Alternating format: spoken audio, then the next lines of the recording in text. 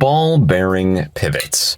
Where it all started for me was the CRKT Foresight. This is one of the earliest knives I can remember that had a ball bearing pivot system, meaning instead of just regular washers in there were ring-shaped cutouts inside of the frames of the handle scales that accommodated a series of little ball bearings. Turned out to be a lot more smooth than any type of washer that I know of, whether they're nylon, phosphorus bronze.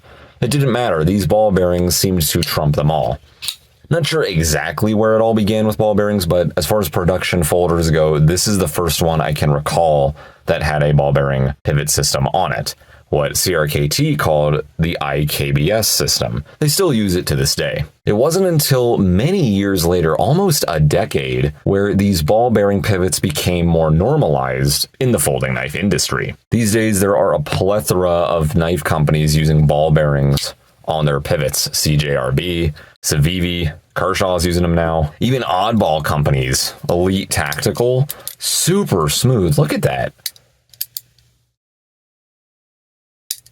Damn. Ifengro? Yeah, cheap Chinese company, I know. They still use ball bearings and they work very, very well.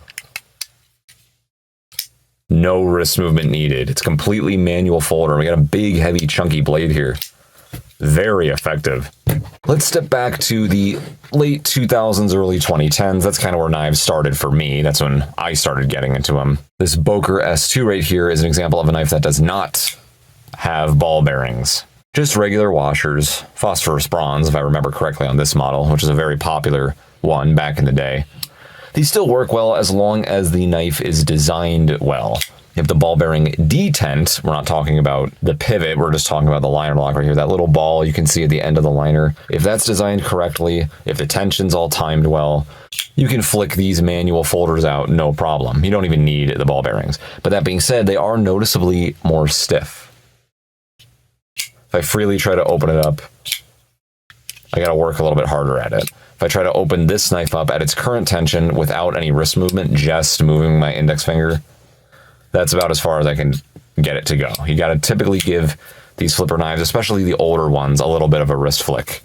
Watch my arm on a knife that has a ball bearing pivot system.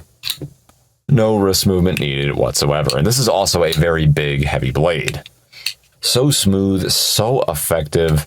I remember when I first got one of these things back in the day, I want to say it was maybe 2012, I went, man, I wish all knives had this. And it wasn't until many years later they actually started becoming more normalized. It was only every now and again you'd see occasional CRKTs come out with the IKBS system. But these days, it's a lot more of a standard. These newer knife companies, again, CJRB, Civivi, Ifengro, Elite Tactical, even Gonzo, Chinese companies like that, like this one right here, are using them. Even really, really cheap folders are getting their hands on these things. I think it's a standard that all knives should have. I'm glad we're finally seeing it become a lot more effective.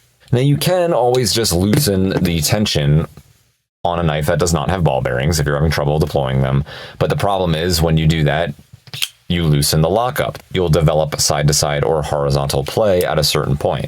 So it becomes a game. You crank that sucker down as much as you can in order to eliminate the side-to-side or horizontal play, but then sometimes it becomes too difficult to deploy. It's too stiff. You can't flick it open anymore.